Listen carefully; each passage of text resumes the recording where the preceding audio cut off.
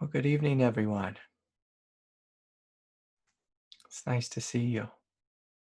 Yeah. Yeah, so take a moment and just settle in. Get yourself comfortable and arrive fully here. Arrive fully here, conscious, awake, aware. And I'm going to invite you just to close your eyes for a couple minutes here. To step back out of your everyday human trance. To step back out of the trance of body, the trance of mind, the trance of emotions,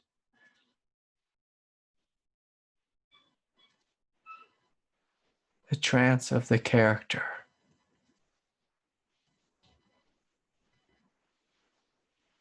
And just to look at your life, this thing called your life.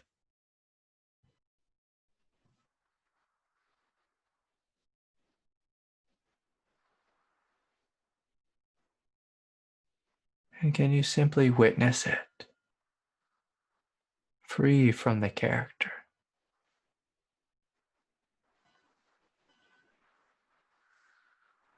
Free from this grand play of trances.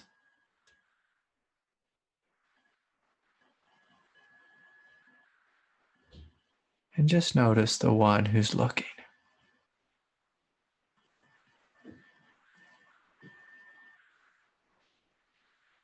Just to notice the silence that can see beyond the trance. The silence that can see from beyond the trance.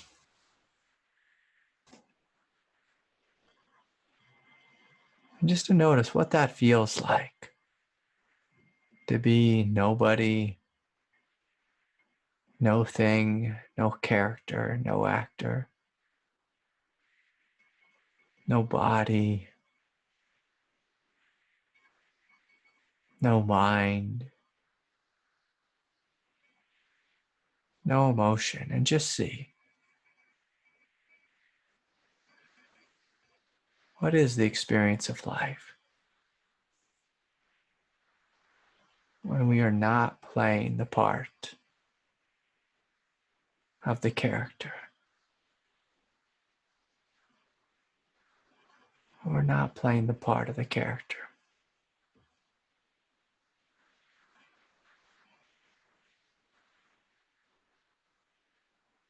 You are not your thoughts. Your thoughts create a state of trance.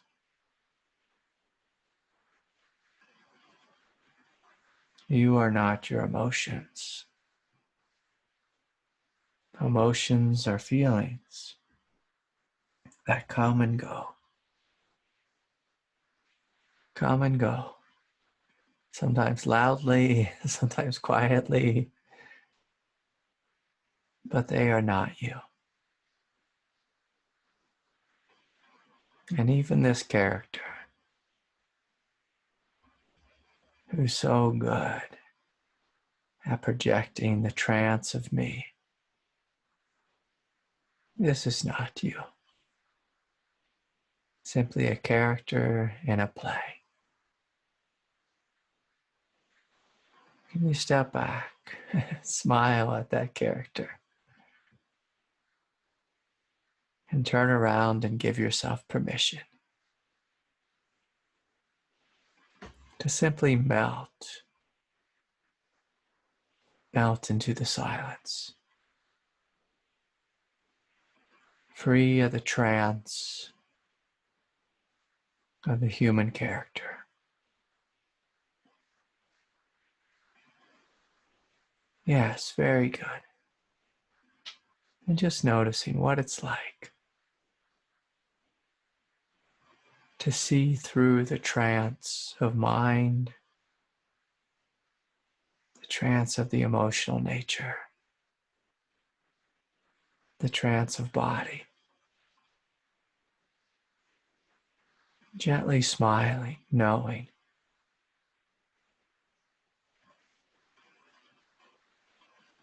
that what you are is this awake, aware, vast silence, beyond character, beyond story. And so if you like, you're welcome to open your eyes. And as you do so, I'm going to invite you just to notice as you look around the room, you may see objects of this or that. And any object that your eyes rest upon, that your mind has assigned a particular meaning to. This is the doorway into a trance. And we have so many trances here on planet Earth. You know, it begins quite young. One of the great ways we are inducted into a state of trance is when we study the alphabet. We say that, you know, some lines that go like this with a line through the center, that's an A, and an A means ah. And an A is the first letter of an apple. An apple is this thing.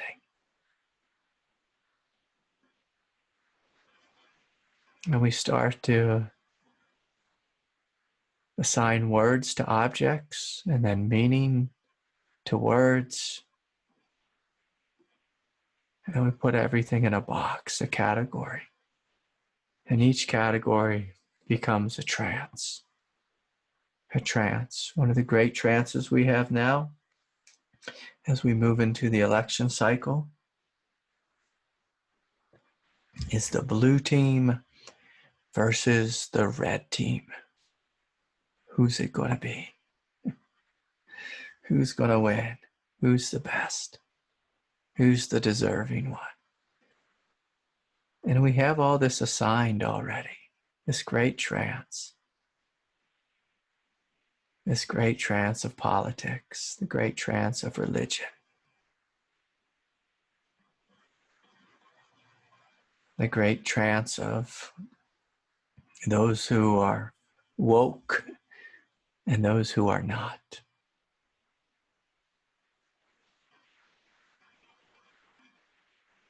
And so can we give ourselves permission to free ourselves from trance? And in order to do this, we must first learn to be silent. It's to step out of our character, step out of the trance, and be silent. To get comfortable with not assigning meaning, emotional meaning, to the things we see.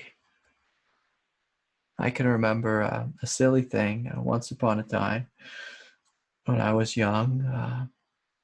I had a girlfriend and she broke my heart. You know, she moved on. I found someone more handsome and bigger, stronger, whatever it was, older. And I can remember she, before we broke up, she got me this wonderful backpack. It was like a big mountaineering backpack, a low alpine backpack. It was quite expensive, and you know, when we were together, I was so happy. So when we were in the trance of being together. We all know about this trance. I was happy to receive this gift, and every time I saw it, I just felt so loved and I was in such a special relationship with someone who knew me so well to get me this backpack, you know. This is back in the time when, you know, there weren't big stores like REI to buy these types of things. Back before the internet where you could just click and get something. I mean, she had to drive a couple of hours to go pick this backpack out for me. And I just felt so special. But then when she broke up with me, when I looked at that backpack, you know, I assigned the meaning of that this reminds me of the girl who left me. It reminds me of my broken heart. So I didn't want the backpack in my room. I wanted it hidden somewhere, hidden away. I wanted to throw it away, give it back to her. You know, so we assign meaning to things. And this creates a trance. The trance of I like this and I don't like that. This makes me feel good. This doesn't make me feel good. We become enslaved to our trance. We try to keep our trance just right. You know, so like my friend Chad often says, so the temperature is just right. Maybe 69 degrees, you know, in the summertime. Maybe 73 in the winter. Get that temperature just right. And so we have all these trances within us, these programmed trances that we've taken on from our society, from our culture. What is good, what is bad, what is right, what is wrong. And of course, you know, a lot of trances are really helpful. You know, it's helpful to know that the color red means to stop if you're driving through an intersection. It's an agreed upon trance, but red doesn't actually mean stop. Red is simply a vibrational frequency. That's all it is. That's all it is. And we've programmed ourselves in so many ways. It's become ridiculous. I was, gosh, I can't remember where I was, but I was speaking to some ladies the other day. We were just laughing, joking around. It was someone, I can't remember if it was one of my wife's friends or who it was, but they were talking about, you know, just this funny story of just dating guys. And, you know, the question came up of whether, you know, the guy's car made a difference. And immediately, you know, the room said, yes, it absolutely makes a difference. And I looked and I was shocked because I didn't know that it really made a difference. I thought that was just something in the movies that girls cared about, you know. Some girls care about what kind of car a guy drives. But there was a unanimous yes. And this is a trance that we've taken on from our biology. You know, that when you have a really fancy car, maybe a Porsche, an Audi, a Mercedes-Benz, you know, then you're with one of the tribal chieftains, you know, because the tribal chieftains have the money, they have the power, they have the status. And so the question for this week is, what trance are you in right now? What trance are you in? Are you in the trance of satsang? The trance of spirituality?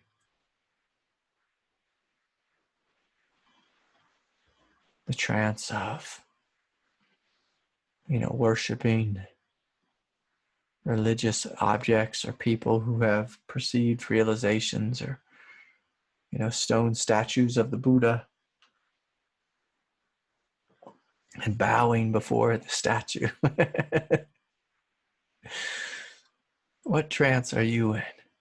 Are you in the trance of suffering, of heartache, of anger, you know, of fear?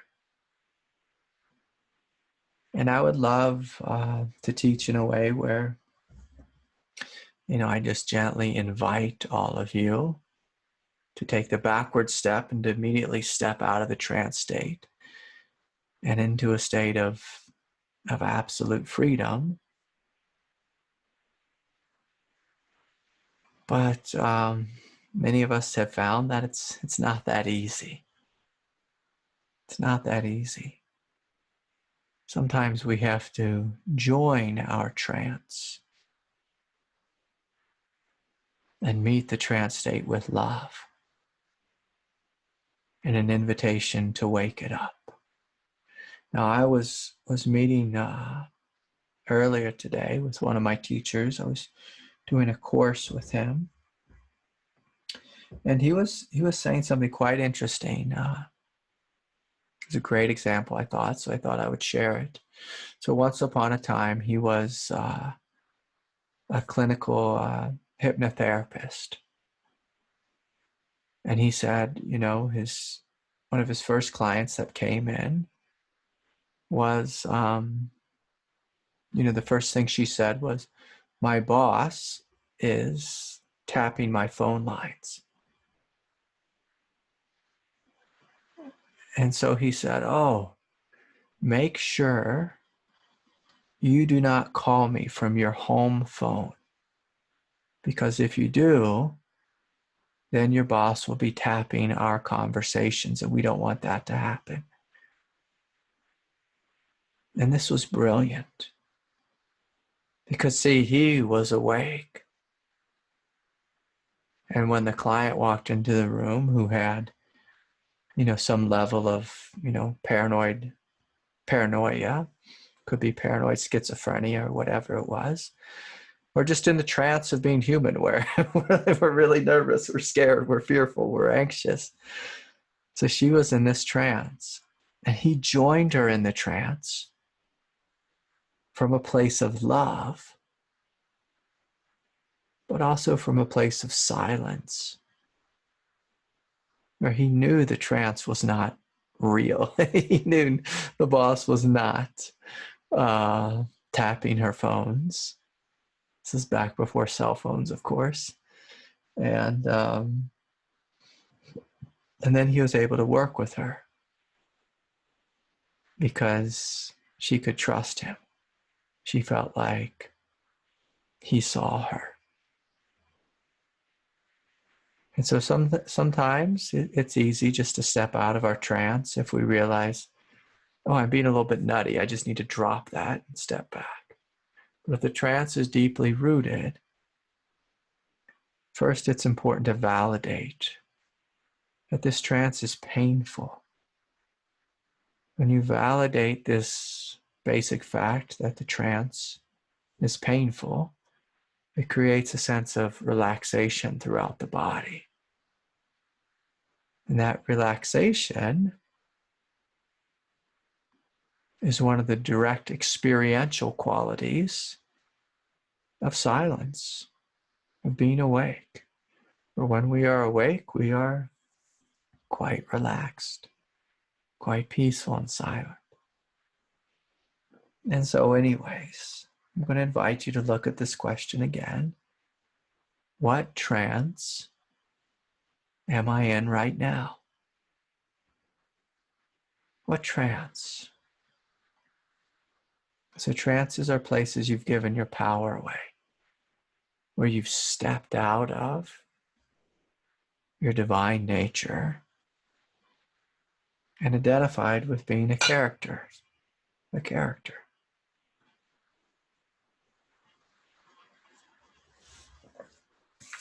Where am I overly identified? In a way that's causing suffering for myself and potentially others. And so the second part of the question is, basically, what am I willing to let go of? What am I willing to give up? What am I willing to surrender so that I can step out of this trance? And so anyways,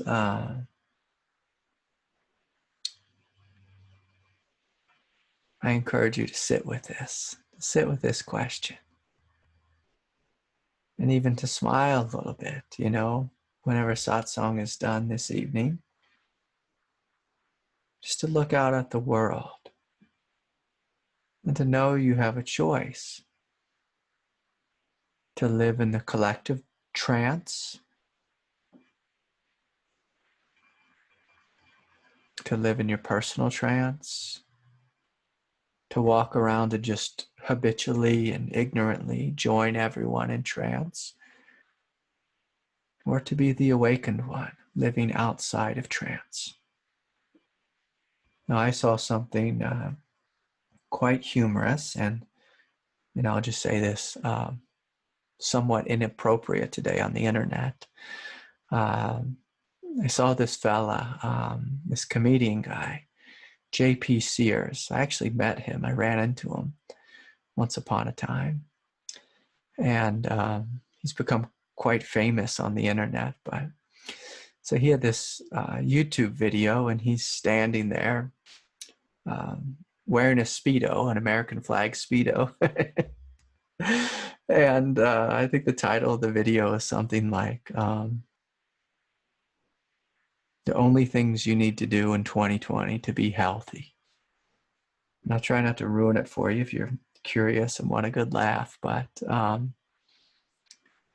basically he's offering a similar teaching that I'm teaching, that our healthcare professionals here in the United States and most of the world are not teaching us how to be truly healthy.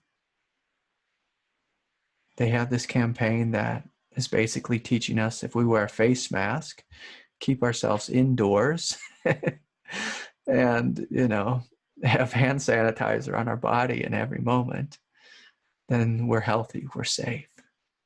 And that's a trance. That's a trance.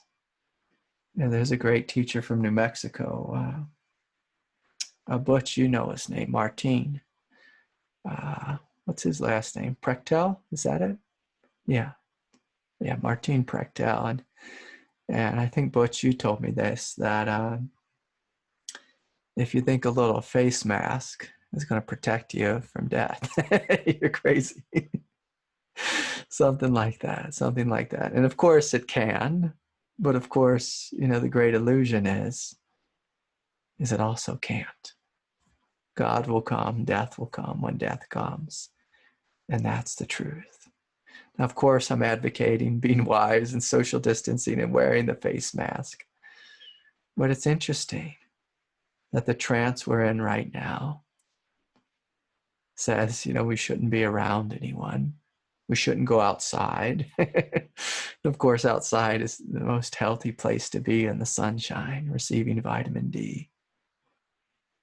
And breathing in fresh air, exercising your body, connecting with nature.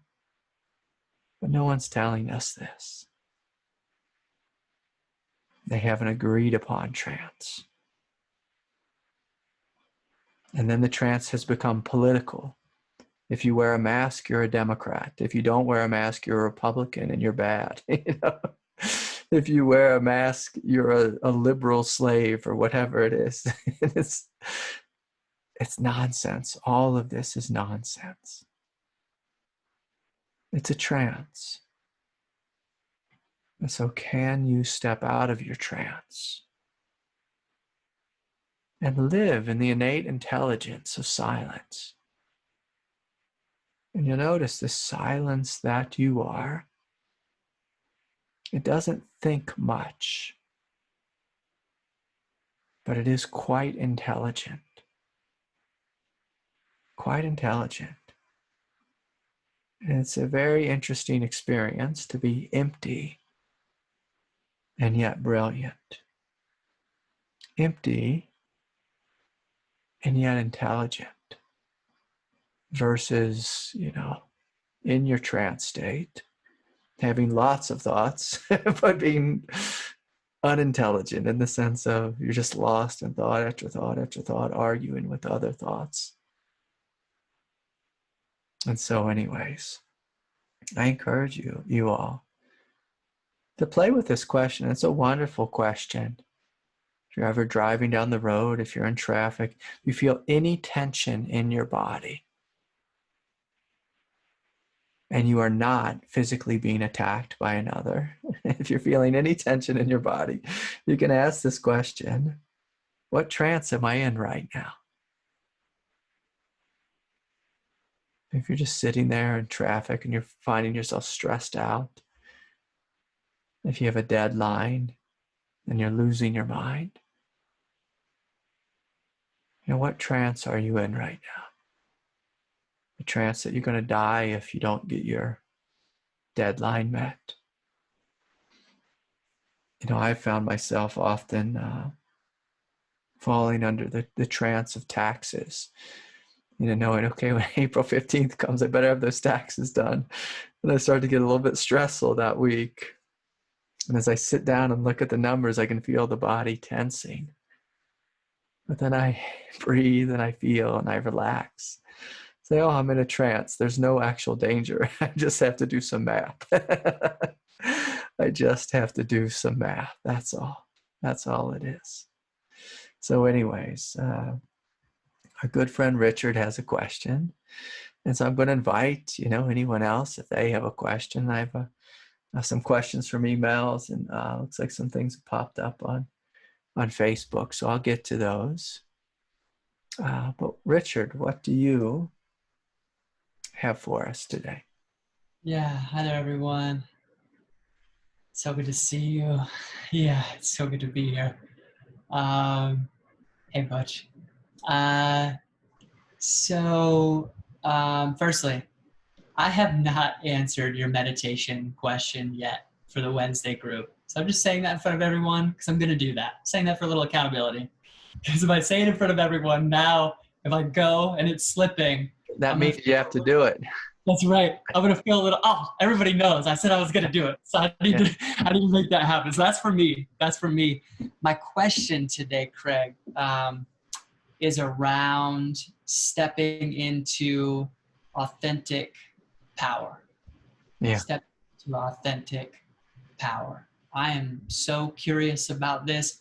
We see a lot of wrong use of power in the world. We see a lot of disempowered folks as well.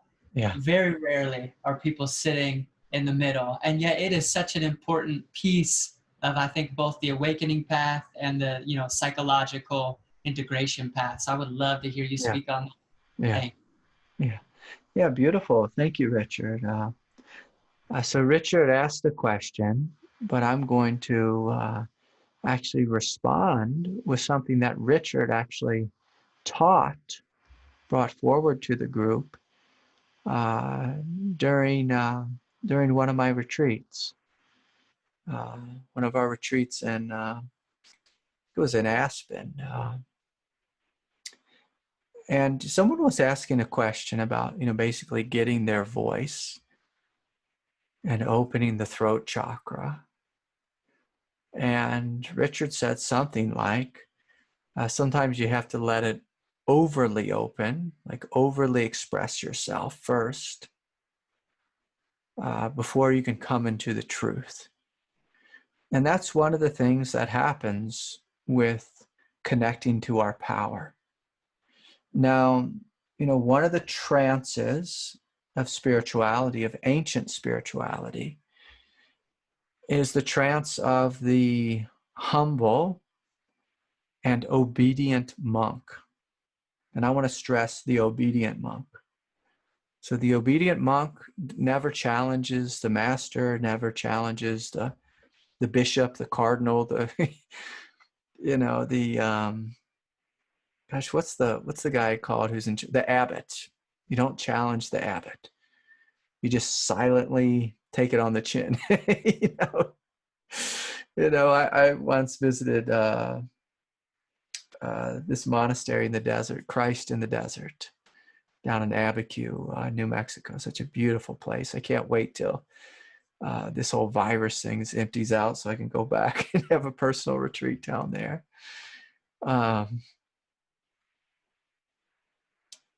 But I was reading, it was like the Benedictine order, or rules about being a monk. They had all these rules about if another monk wrongs you, basically shut up and just internally digest it. And so we've taken this on as a trance within our spiritual traditions, that we're not allowed to have a voice. We're supposed to be meek. We're supposed to be quiet. We're supposed to be soft and gentle all the time. And, we're supposed to be powerless. One of my greatest criticisms of modern day Western Buddhism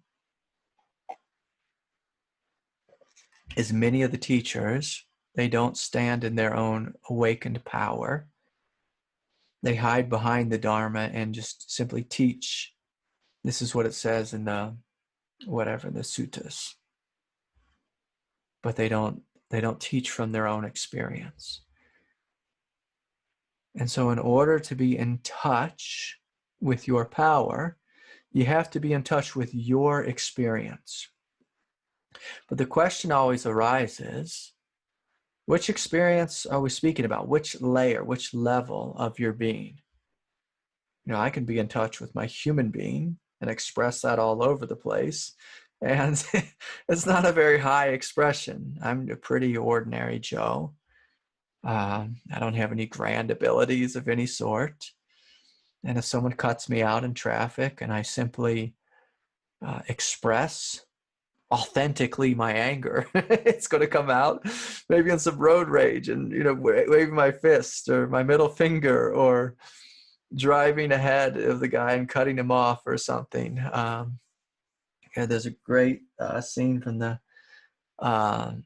Griswold's Family Christmas when Clark W. Griswold, someone cuts him off and he's out in the snow somewhere, driving in his station wagon, and he passes the guy and just starts getting into a fight with him on the road, and they're pulling ahead and slamming on the brakes and trying to cause the other person to crash. And so that's an authentic expression of anger. And it's not the highest. It's not the highest expression. But oftentimes, here on planet Earth, we have to consider our developmental nature. Our developmental nature. And part of our developmental nature is first getting in touch with our emotions, expressing them unskillfully. Say, for example, rioting in the streets, throwing rocks, lighting things on fire. A wonderful expression of, just unskillfulness is basically gangster rap. If you have a lot of disenfranchised youth who've grown up powerless and they figure out how to throw together some rhymes, basically about the horror of their life and then about shooting people and shooting each other and this type of thing and warring gangs. And, then if you see, let's choose a particular rapper, not to offend anyone, but, I can remember just seeing this, like, why do so many rappers, throwing around huge wads of money and the big gold watches there and the Mercedes and the, they're trying to step into power. And the music, it's coming with it, like, boom, boom, it's deep, it's guttural, it's coming up from their belly and it's throwing down like this and like that. And when I studied sociology and anthropology, I was really curious, what is this about? So, these youth, these young guys, these young adults, they never had power their whole life. They are always put last. They're always beat down. There's that song back when I was a kid, I can't say it because YouTube gets mad at me, but it's F the police. And I remember what is this about? And just, seeing people get so excited about that. I never really was a big fan of rap music, but for me, it was actually punk rock. And I grew up in actually in the middle of cornfields and just felt like this meaning mundaneness of life. And I'd travel into suburbia and it'd make me angry. I'd go into the cities. It would make me angry. And so I started to listen to punk rock, and as a way of channeling my angst and getting me in touch with power. So it's the same dance as, say gangster rap. It's like someone screaming into a microphone. They weren't, throwing around money. They were, gold watches. They were throwing their own bodies around and, just wanting to destroy things because they felt this angst. And it was a developmental step forward. It's why a lot of young boys, listen to either gangster rap or punk rock, because they feel this angst within them. They feel powerless. They're a boy. They're not yet a man. And so they use music as a stepping stone. And so the same is true for us on the spiritual path. It'd be lovely for all of us to think that we're so evolved that we don't have to develop, but we do.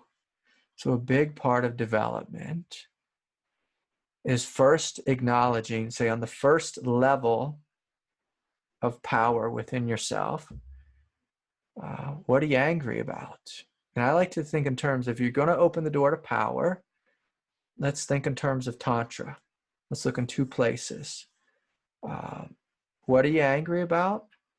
And what do you want to say? And that can be a real positive one. Like, how do you want to sing?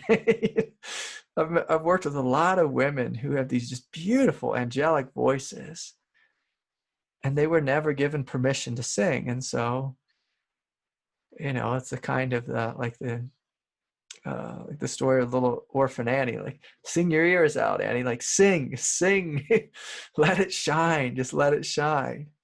But most of us, because our power has been repressed, suppressed, whether from external forces or internal forces, or often both, we're told to be quiet and to be a good little boy and little girl, don't have lots of emotion.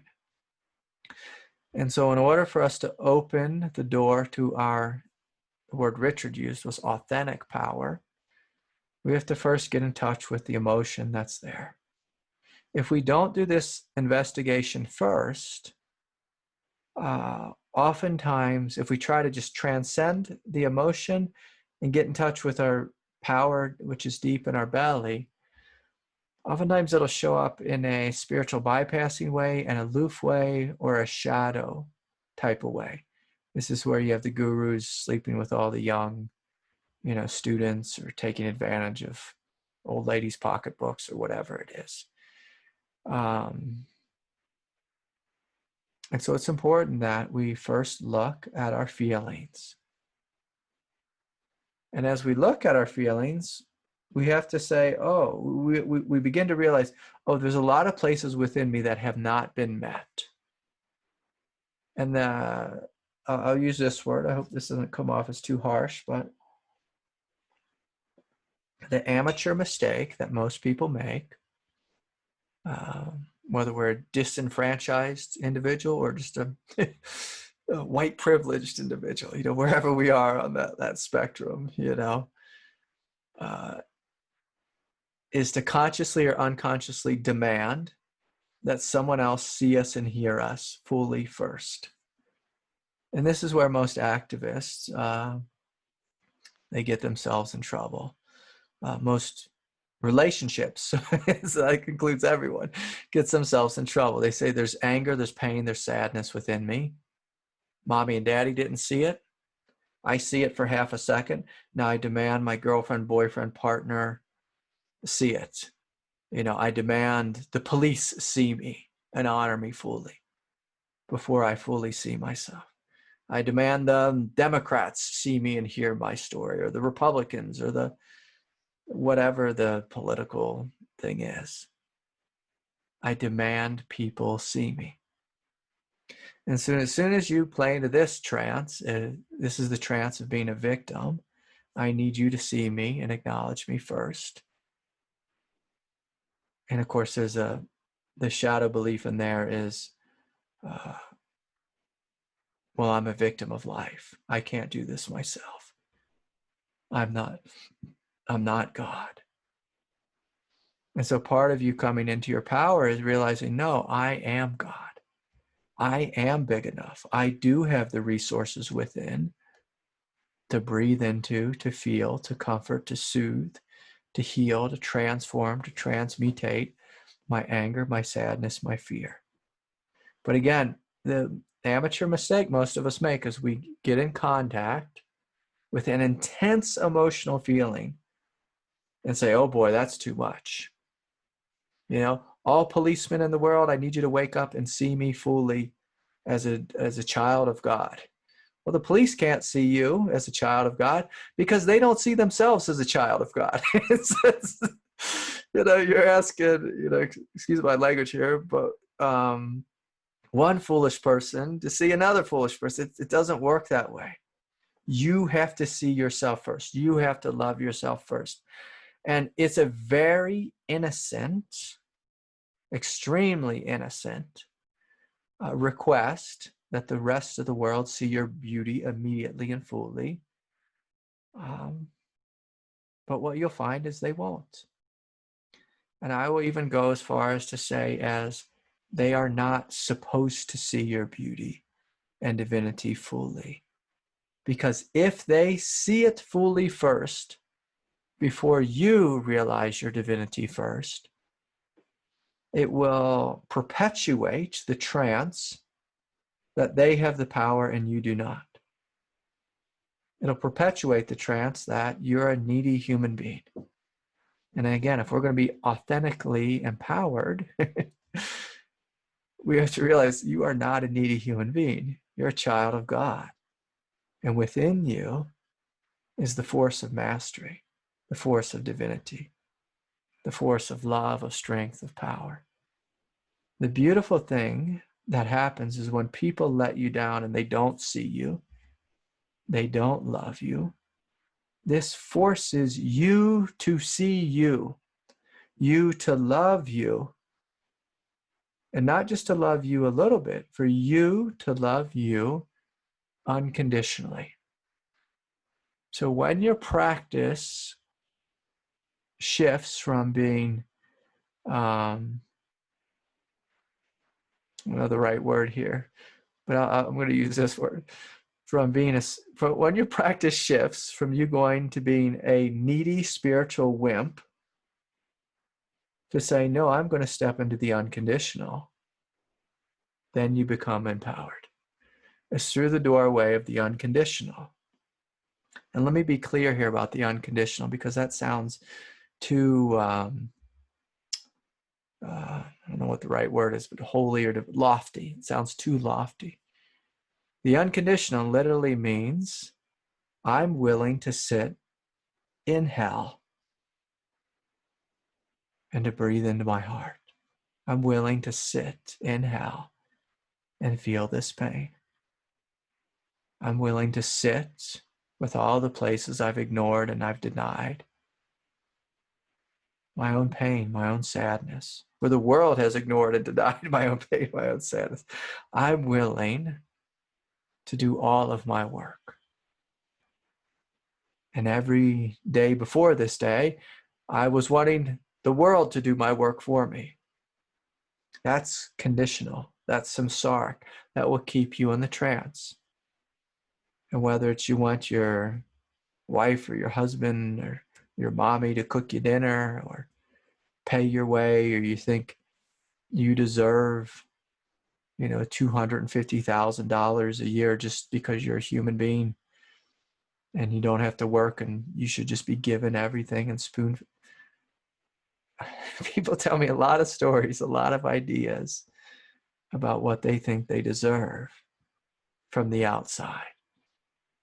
But the question is, do you know that you are worthy of your own love? And can you lovingly listen to your own voice? And keep in mind, you know, that's a dangerous thing, to listen to your own voice. The mistake most of us make is we listen to the voice of the ego, take it to be our highest truth, and then demand the rest of the world to hear this, to agree with it. Trump is the best, Trump is the worst. He's the Antichrist, he's our savior. He's the Antichrist, I heard this week, and I heard he went to Tennessee and saved this dam that was hiring all these foreign workers, and all these Americans were out of work because it's like, I don't even know where we're going with this story. It's a trance. Which trance do you live in? Which trance? The trance of I'm needy, or I have my team and everyone has to be on my team and agree with me. My politics are right, yours are wrong. Or are you willing to step out of trance to fall through your own trance? And by falling through, I mean you listen to your trance, you meet it with love. And then as you do, your trance will disappear. When you meet your trance with love and clarity, it disappears. And you fall through it into a state of silence. Now, in the state of silence, this is where your authentic voice is. You as an individual expression of God. And don't be surprised if when you fall through, you find yourself not opening up your mouth very much. But paradoxically and ironically, you may notice this immense power and transmission flowing through you, even though you're not saying a word. Not saying a word. The true authentic voice is a voice of a spiritual transmission. And yes, of course, like my teacher's teacher said, Hildeji, she said, sometimes, to my teacher, sometimes, David, you need to give someone a kick in the shins. And that's true. Sometimes you need to speak up and tell someone, knock it off.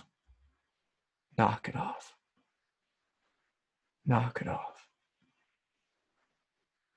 But what I've come to find is more often than not, when I come into my authentic voice, it's actually really silent much of the time. But within that silence is this transmission of power, of love, of truth, of strength. And things begin to shift and change in the outward dimension.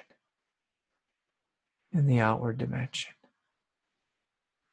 Now again, if we're talking about actually speaking up,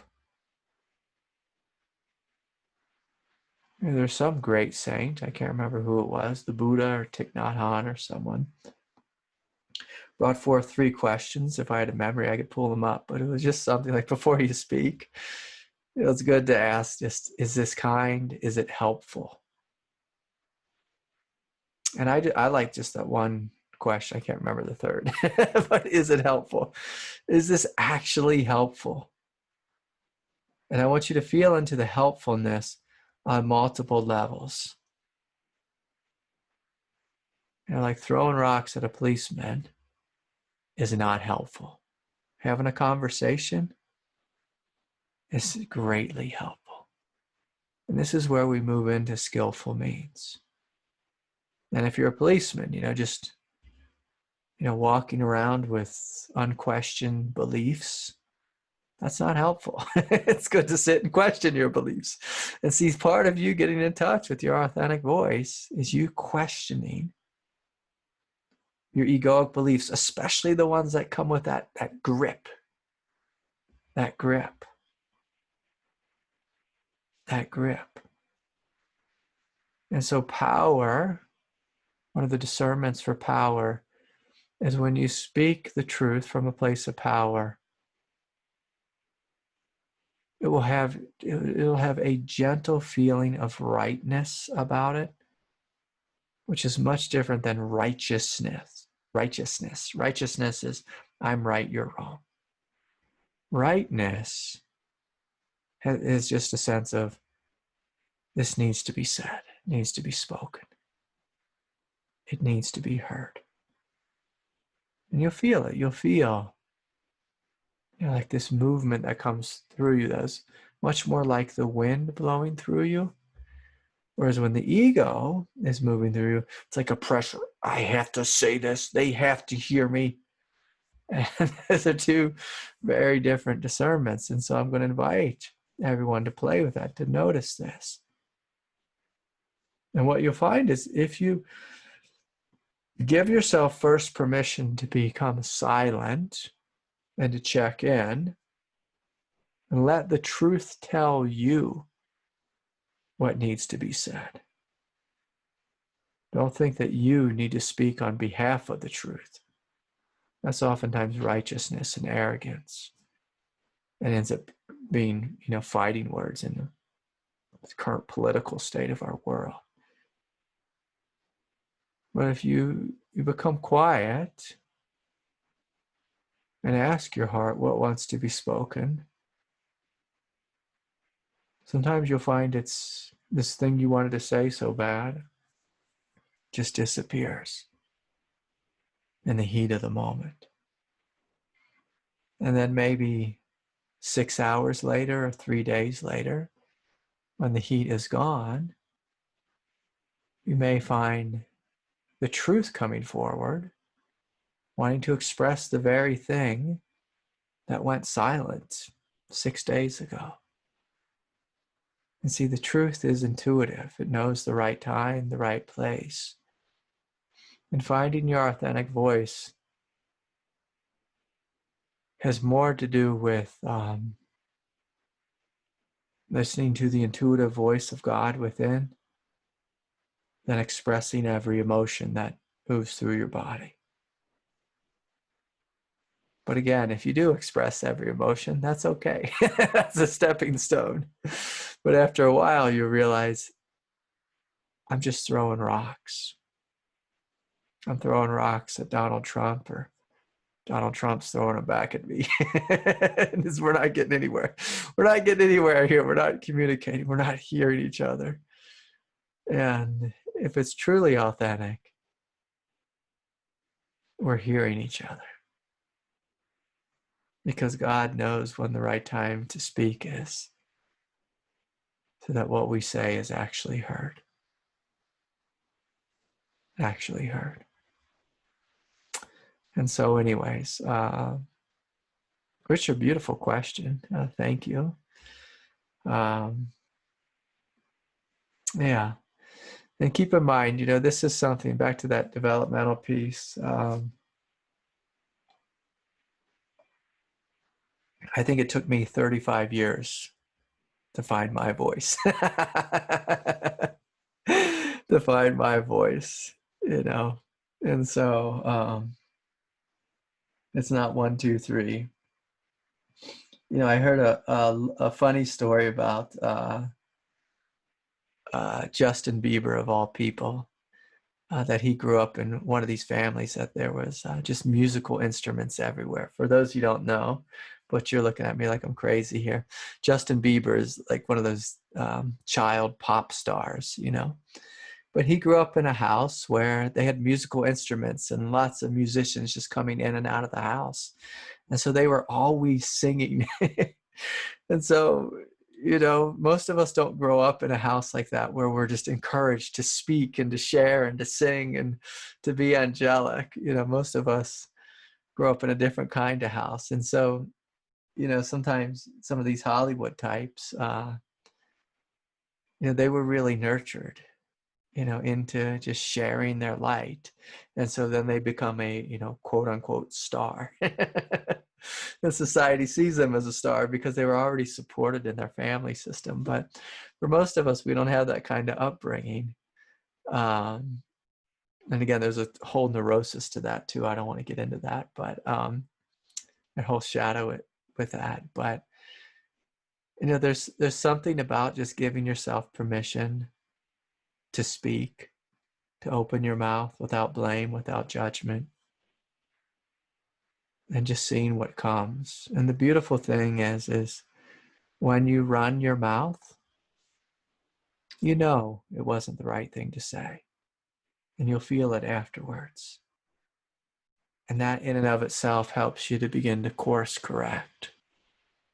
It helps you to course correct. I can't tell you how many times in relationship I've run my mouth and I was like, oh, I knew I shouldn't have said that. And you'll even hear intuitively, don't say that. That's not the thing to say. This isn't helpful. It's not helpful. But even when you make a fool of yourself or get in a big fight, the innate intelligence of living in an evolutionary world is the world's always giving you little clues how to wake up from the trance. Because when you join in the trance, you suffer.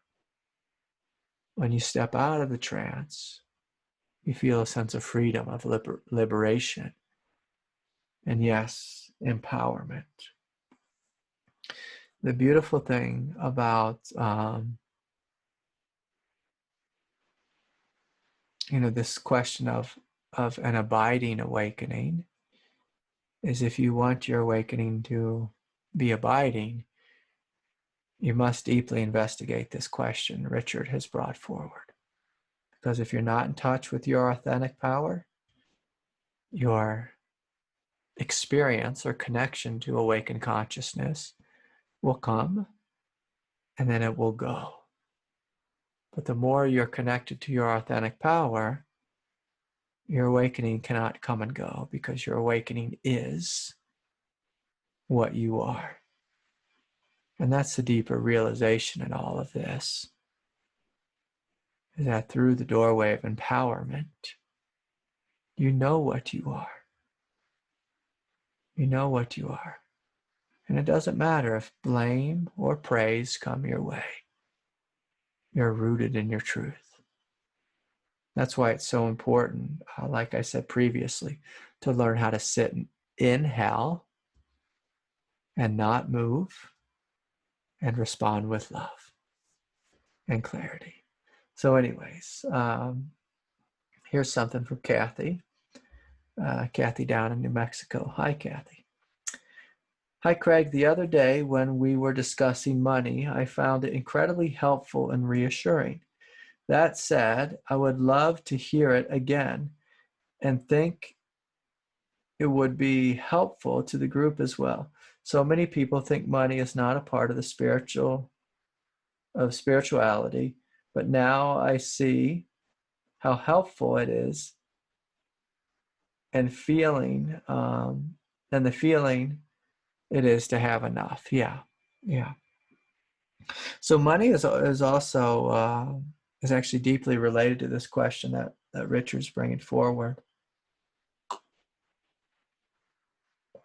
Money is simply a physical manifestation of power. So we could look at money in multiple ways. One, if we looked at, here in the United States, it's green paper, the green dollar bills.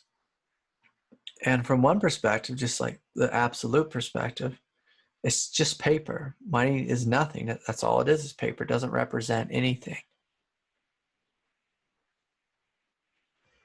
But if we look at money on a different level and say, well, what is the energetics of money? The paper is just paper, but there's an energy behind it. What is this energy? It's the energy of empowerment. The energy of empowerment. And so there's this thing that I discovered, because I had this within myself, was I'll kind of map it out. Great insecurity in the belly and in the throat. An insecure ego, lack of self-worth or unworthiness, and then a corresponding empty bank account. Now, if you're a spiritual person, this ties beautifully into the teachings on chastity, poverty, and obedience. It's just like the monk's way. I'm supposed to be poor, I'm supposed to be celibate, and I'm supposed to be obedient. And so these are spiritual myths, spiritual myths. Sri Aurobindo was a great master, and he's one of the first Indian saints and sages to say spiritual people need money now more than ever. Money is a manifestation of power, and we need spiritual people to be empowered. To be empowered. We need spiritual people to be empowered and to have real, manifest power on planet Earth. It's one thing to be a Zen master and just to have power deep in your belly, be able to move energy around like a Tai Chi master or Qigong master. But we also have a planet, and our planet needs love. Our planet needs support. And one of the reasons that our planet is in such a mess is because the one who has the power is the ego. Some greed. Sorry, I'm having some strange thing on Facebook where someone's calling me somehow. I don't even know how that works, but maybe they'll stop.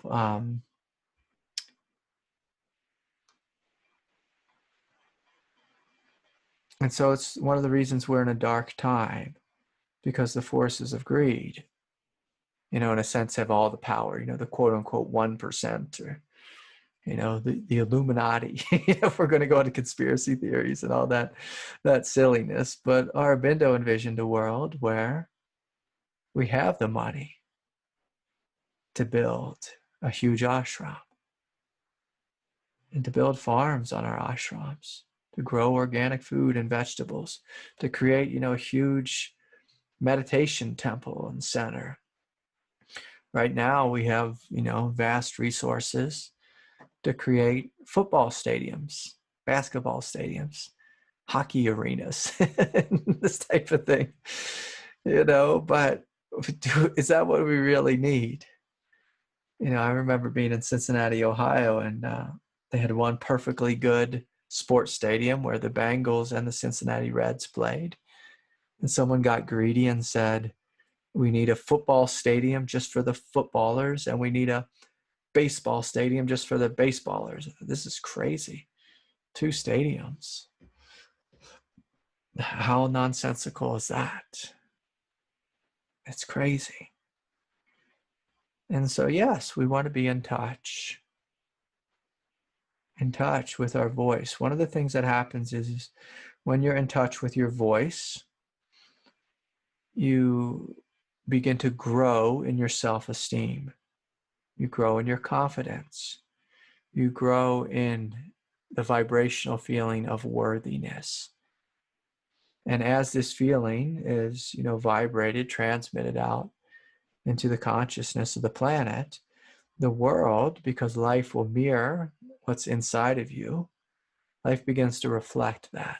So the more you love yourself, the more you listen to your voice, the greater self-esteem you have, life tends to reflect that in your bank account. And it's not a perfect equation because there's karma and all kinds of other things and socio-economical and, cultural things there as well. But there is, this is very much a part of the spiritual path. I was completely broke, for the entirety of my life. And I had ridiculously low self-esteem and I didn't have my voice. But as soon as I started getting my voice and the self-esteem increased, my power increased, inward power, and then paradoxically, the world began to reflect that in an outward way where I could begin to dig myself out of, being ridiculously in debt. And so I've seen this happen with literally hundreds, if not thousands, of individuals over the years. The more you love yourself, the more you embrace yourself, the more you know your innate worthiness, life tends to reflect it. And again, this doesn't mean that you'll automatically become a millionaire. I certainly am not. But the feeling of I'm not enough tends to be reflected in our bank account. And then when you love yourself fully, often life reflects that back with financial support, inward support, you loving you, outward support, other people loving you and being more kind to you and seeing you for the first time. And again, I don't want to get, too silly with a prosperity gospel, but this is something spiritual people need. We need to be empowered, and spiritual people need to be somewhat wealthy if we want to elicit change in this world. If we want to elicit change. Okay. Here's a question. This is from Amy. I've been feeling so much fear and abandonment, especially a lack of connection. I feel like I was so connected to feeling empty, especially any divinity. I'm not sure what I'm asking. Maybe how to move through this, please, or move through this phase less painfully. I've been feeling so much fear and abandonment. So the big thing is, if we feel abandonment, the first thing that I invite everyone to imagine is that this abandoned place within your body, just to locate it. It's normally either in the heart or in our belly that we feel abandoned. And then gently, Amy, what I invite you to imagine there is just a little girl who's wanting love. Who's wanting love. And your willingness to hold her, that will immediately begin to comfort her fear because she'll no longer be alone. And you begin to soothe her. And as you face abandonment and you meet it with love, you'll see, oh, there's something actually quite precious within me, something quite special, something actually divine. There's a child within me who's worthy of love. Worthy of love. And now we're stepping into the realm of love. In this very dance that I just kind of mapped out with Amy, this is how you give birth to self-esteem and compassion and empowerment, like I was speaking about a couple minutes ago. Yes. Christina is saying hello from Sweden. Hello, Christina. It must be very late in Sweden. It must be 3 a.m. there. So hello to you. Lisa writes, Craig, thank you for the 2 tantric exercises on your last YouTube videos. Very releasing, though I had tremendous nausea for 2 hours afterwards. Yeah, and so this is common. So so recently I put together just a couple of videos. I was just feeling inspired one night or one morning because I started receiving a lot of questions about breath work and brought forth these tantric practices. And when we do tantric practices, basically it's a deep breathing and an intense pranayama breathing practice. And as you do these practices, it's going to create a lot of heat in the body, a lot of fire. And it's going to,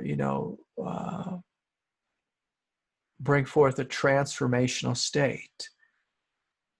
And whenever we step into a transformational state of consciousness, there's going to be heat, there's going to be fire, and oftentimes corresponding nausea.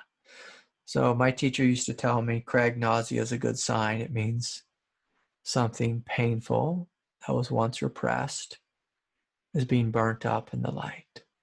And so this is good. This is healing. This is healing. So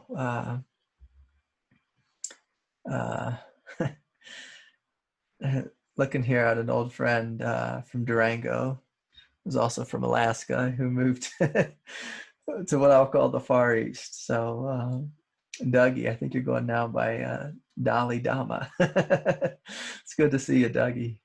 Sending you love, my friend. So anyways, a couple more questions here. Some people from the past are making me smile here. Now here's a question from Jacob. hey, Craig, how would one distinguish if we are spiritually bypassing? Whether it is resistance from our ego or guidance from our intuition or our higher self. So one, if you're honest, you know when you're bypassing. You know when you're BSing. And so it's kind of like this. If you feel something within you that's in pain, and you're using a spiritual practice to avoid that pain, that's bypassing. If you're using a spiritual concept like, oh, that's just a trance, that's bypassing. But if you are in pain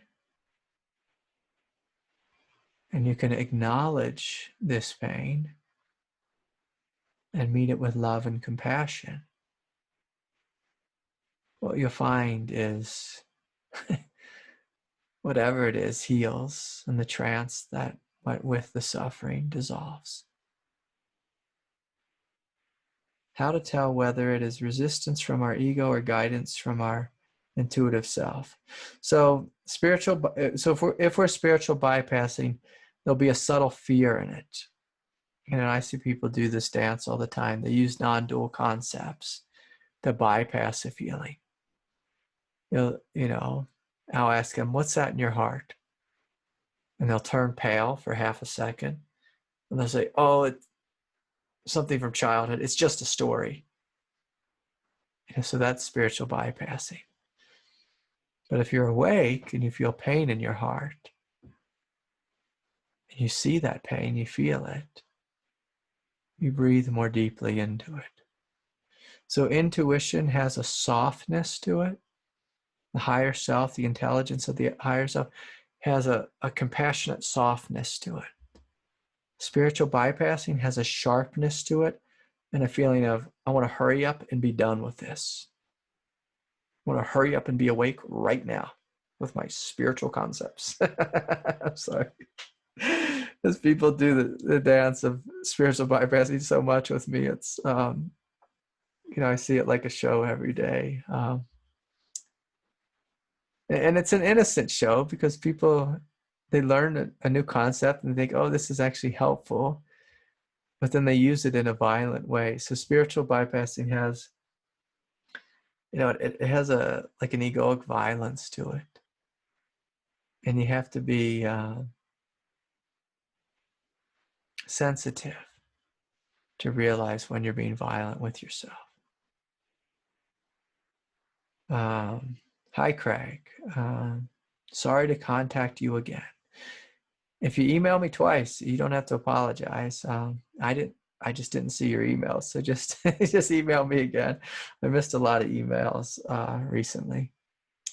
I wanted to ask a question about the third eye. For some reason, when I come back home to my town in Newcastle, north of England, my third eye closes down, which can lead to negativity and pessimism. Every time I leave, it opens up again. I'm wondering if you'd know why this would happen. Yeah, I want to tell a quick trance story that I had about Newcastle. Once when I was a young hippie on Grateful Dead tour, we would go out and buy Newcastle beers. And the trance was, if we have a Newcastle in our hand, we're really cool. We're really special. We're drinking the good stuff. And so in a sense, our egoic hearts would open. And so that was our trance, that we thought we were really cool when we had a Newcastle beer. Now you're telling me the opposite. So when you go home to Newcastle, the real Newcastle, not just the beer, the place, your third eye closes down, which can lead to negativity and pessimism. So anytime you walk into a room or a place, you're home, you go back home and you feel any chakra center shutting down, that means there's fear there, a wound there, that there's trauma there. And what happens in our body is when we get closer to an associative memory of trauma, the chakras close down because they're reminding us, hey, there's danger here. And then when we leave that danger, the chakras start to open again. You know, the same way, like if we were all soldiers, and let's make it fun here, we're in the 82nd Airborne and we're flying to Iraq to go off to war, our chakras are going to start shutting down as soon as we set foot on that C5A. We're going to be like, oh my God, we're going to war. We're going to shut down. And then when we get back on that plane, you know, leaving Iraq, coming back to, you know, the land of the free and the home of the brave, our chakras are going to begin to open again. Open again. We're going to feel a sense of relaxation. And so, you know, a lot of PTSD has to do with, I just remember being in Iraq and my chakras closed. And so, you know, a great question, you know, for you just to investigate is, well, what is it about your hometown that's been traumatizing? What is it? And can you bring it forward into the light? Can you meet that child with love? The one who grew up or who lived in Newcastle and had a bad go at it. And the more you meet them with love, that inner child, the more the child will relax. They'll begin to feel a quiet sense of strength, a sense of empowerment. And then as the healing continues, eventually when you go back to Newcastle, you won't shut down. We all know this experience with going back and visiting our parents in the holidays. For some of us, our parents are difficult. They're difficult people. And so when we go home, the chakras start to close down. But the more you love yourself, the more you've become an adult, the more you stand in your own power and autonomy, you find that when you go home, you don't resort to being a 12-year-old kid again, or a teenager or whatever. You go home and you stay an adult and you see your parent as an equal.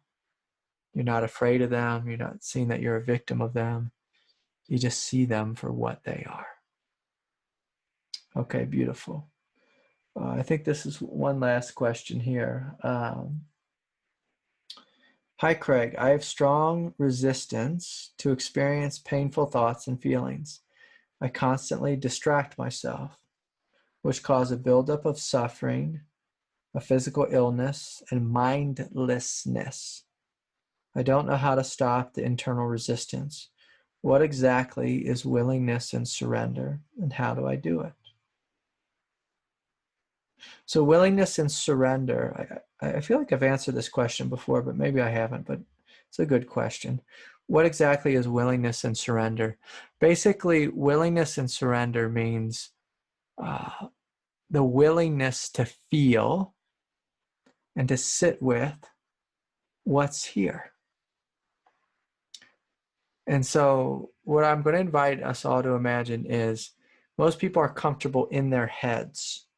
And in their heads, we can just have all kinds of just thoughts, random thoughts that are not connected to anything, or we're just distracting. So when we say, I'm distracting myself, basically we are acknowledging, it's another way of saying, I'm afraid of feeling. To distract means I'm afraid of feeling. That's all it means.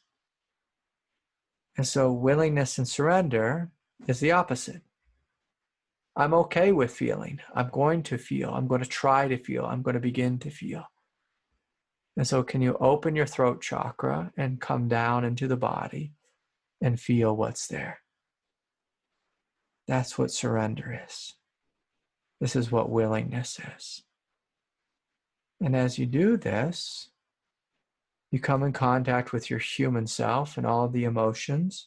But as you're willing to sit with that, to feel it fully, to open to it fully, what you'll find is the feelings will come. They will have a big cathartic expression, and then they'll go. And then the natural question is, well, what's here? What's here now? Oh, there's emptiness. There's vast silence. There's peace and freedom. oh, this is what I am. This is what I am.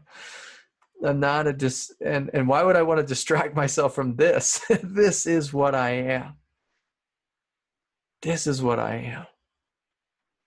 And it feels lovely to be this. But when you're in your head and your only other choice is to be in your emotional nature, it makes sense to say, yeah, I just want to distract from that emotional pain. But paradoxically, the way God has made this journey is through embracing pain that we become free. It's through avoiding pain that we suffer more and prolong suffering. And so willingness and surrender basically means the willingness to feel, the ability to feel. And what I found time and time again on the spiritual path, people live their spiritual path the same way the ego lives you. I only want to feel what feels good, and I don't want to feel what feels bad. That's the definition of the ego. And most people live their spiritual path, walk their spiritual path, sleepwalk their spiritual path in this trance. I want to awaken consciousness. and they just want a great experience to come. But when that great experience goes, they wonder why.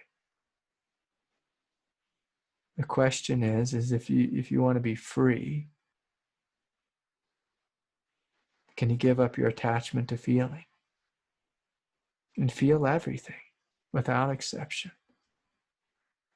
So I could say that better. Give up your aversion to feeling. Aversion. Everyone's terrified to feel. But in order to be free, you have to live in a state that's beyond aversion to feeling, avoidance of feeling. Freedom is not an exalted state. Freedom is the state of everything, the space of everything. Has no beginning, no end. It's a perspective. And it doesn't like one thing or dislike another. It allows everything, embraces everything. So if there's anything within you that says, I like this and don't like that,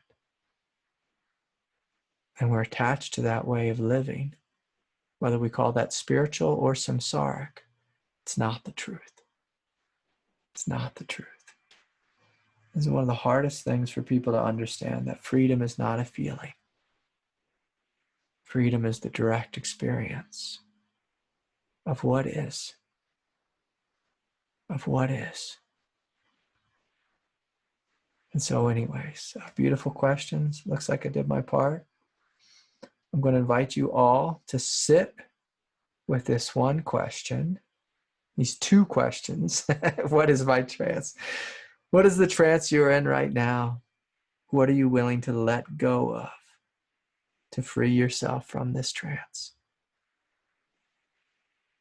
And probably after everything we said today, what are you willing to embrace within you to heal the trance, to empty the trance? So anyways, you're welcome to offer your responses on the Facebook wall. Thank you for those of you who have been sharing there. Richard, we look forward to hearing what you write and your experience of meditation. So for those of you who don't know, on the Facebook wall are some questions, and it's a place to interact, to share your heart with the Sangha. It's a way to share it in a positive manner. This also helps you to open your throat chakra and embody and integrate these teachings in a communal setting. So anyways, a deep bow of respect. Thank you all offering your generous donations and support. Those are greatly helpful. Greatly helpful. So truly, from my heart to yours, thank you.